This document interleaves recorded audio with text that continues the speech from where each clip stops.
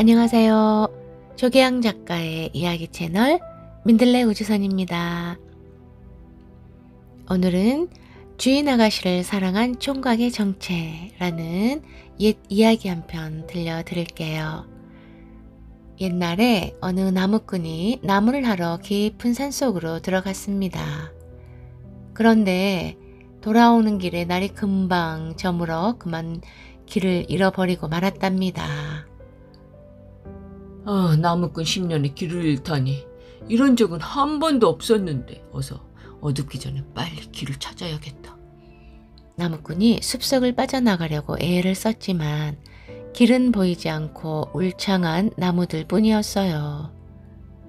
산속에는 도깨비도 많다는데 큰일이네. 걱정을 잔뜩 하면서 숲속을 헤치며 나오는데 저 멀리 기와지붕이 보였습니다. 이제야 살았나 보다 하고 반가운 마음에 한달음에 기와집까지 달려가 나무꾼은 문을 두드렸습니다. 그런데 사람이 안 사는지 집안에서는 아무 소리도 들리지 않고 나오는 사람도 없었어요. 한참을 기다리다가 빈 집일지도 모른다는 생각에 나무꾼은 담장을 뛰어넘어 집 안으로 들어갔습니다. 넓은 앞마당은 쥐 죽은 듯 고요하고 바람소리만 기분 나쁘게 들려왔어요. 어쩐지 나무꾼은 소름이 오싹 돋았습니다.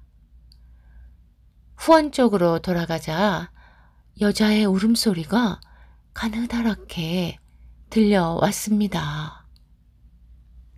여보시오! 여보시오! 나무꾼이 부르는 소리에 울음소리가 뚝 그치더니 방문이 스르르 열렸어요.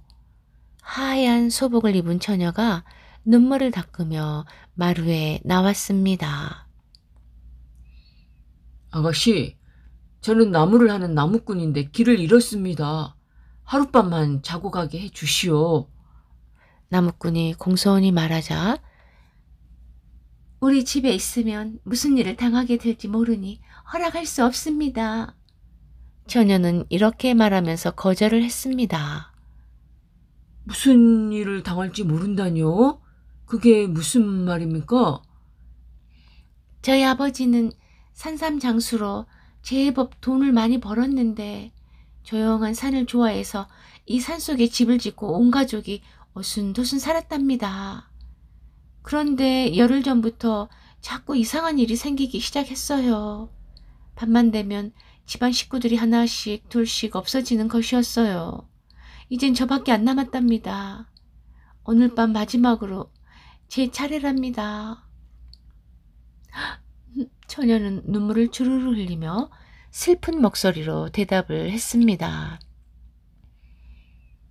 아니, 집안 사람들을 잡아가는 것이 산적입니까? 아니면 도깨비란 말입니까?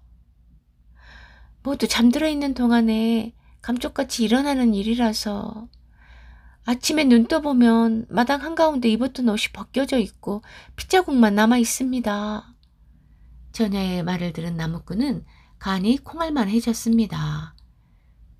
처녀는 나무꾼에게 이왕 왔으니 식사하고 가라며 방으로 안내를 했어요. 방 안에는 꽃을 수놓은 병풍이 둘러쳐져 있고 비단 이불도 깔려 있었습니다. 내가 백여우한테 홀렸나 보다. 바로 저 처녀가 괴물이구나. 신방같이 꾸며진 방으로 보이니 나무꾼은 그런 이상한 생각이 들었습니다. 저녁을 준비해 오겠다며 처녀가 밖으로 나가자 나무꾼은 지금이 달아날 때라고 생각을 하고 허리춤에 차고 있던 낫으로 벽을 뚫고 간신히 밖으로 나왔습니다. 그리고 사방을 두리번거리다가 집 뒤 대나무 숲속에 있는 나뭇가지에 올라가 숨었습니다. 꾸꾸꾸꾸끼 꾸끼. 그런데 앞마당에서 갑자기 닭 우는 소리가 들리는 것이었어요.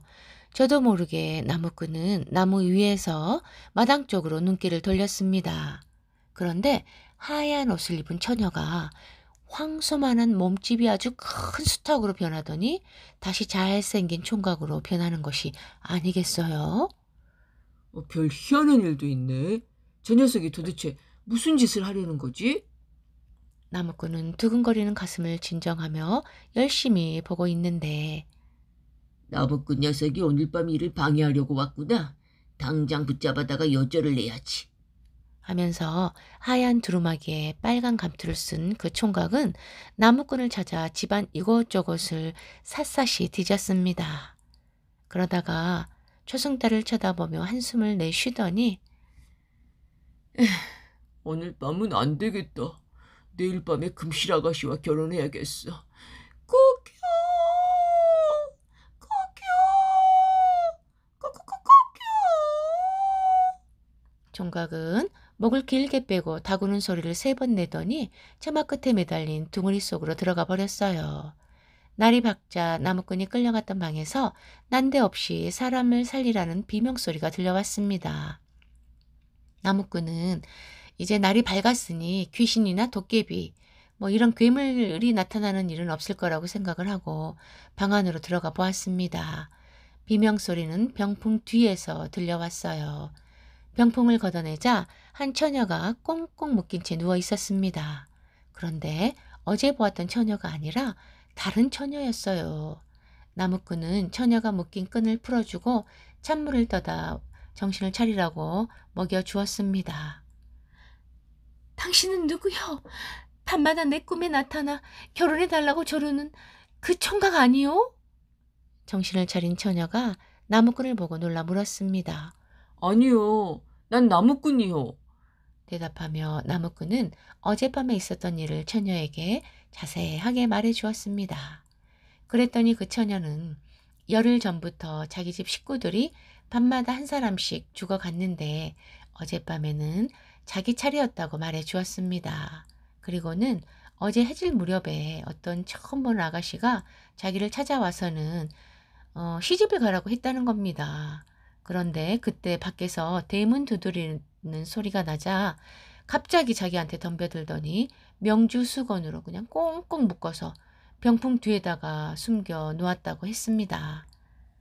옳거니 처녀가 되었다가 총각이 되었다 하는 요물을 떠는 것이 바로 그 닭이로구나. 처녀의 말을 들으며 나무꾼은 그런 생각을 했습니다. 그 사이 어느새 아침 해가 밝았어요. 꼭요, 꼭꼭꼭꼭요. 둥우리 속에서 커다란 수탉 한 마리가 날개를 치면서 나왔습니다. 처녀는 모이 그릇을 들고 밖으로 나왔어요.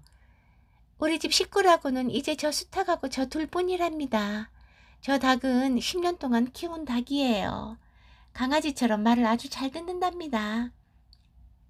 그러면서 처녀는 그 닭을 껴안아 주었습니다. 에이, 이 요망스런 수탉아. 나무꾼은 커다란 수탉을 빼앗아 들고 있던 낫으로 모가지를 잘랐습니다. 이 수탉이 요물입니다. 내가 이놈이 요망 피우는 것을 어젯밤 내 눈으로 똑똑히 봤습니다. 이렇게 말하고는 나무꾼은 닭의 배를 갈라보았어요. 그랬더니 처녀의 어머니와 언니들이 끼었던 금반지, 은반지들이 쏟아져 나왔습니다. 그 후 나무꾼과 처녀는 마을로 내려와서 아주 행복하게 살았다고 하네요. 그리고 나무꾼의 이야기를 들은 사람들은 그 이후부터는 닭을 3년 이상은 기르지 않았다고 합니다. 네, 제 어릴 적에 우리 외할아버지도요, 닭은 3년 이상 키우면 안 된다 그런 얘기를 하신 적이 있었거든요. 아마도 이런 옛 이야기를 듣고 그런 말씀을 하신 게 아닌가 하는 생각이 듭니다. 그런데 닭이나 다른 동물들을 몇 년 이상 키운다고 그 요물로 변신을 한다는 거에 대해서 우리 구독자이신 미들리님들은 어떻게 생각을 하시나요? 그냥 사람하고 오래 함께 사니까 사람들과의 교감 능력이 뛰어나게 되고 그러다 보면 가족같이 느껴져서 고기로 잡아먹기도 그렇고 마음이 불편해서 이런 얘기가 나온 게 아닐까요? 저는 그렇게 생각을 합니다. 제주도 신화에는 닭의 울음은 어둠이 물러가고 천지가 창조하는 것을 알려주는 아주 상스러운 소리라고 하고요. 또 신라의 탈해왕 때는 위대한 인물의 탄생을 알려주는 그런 소리라고도 합니다.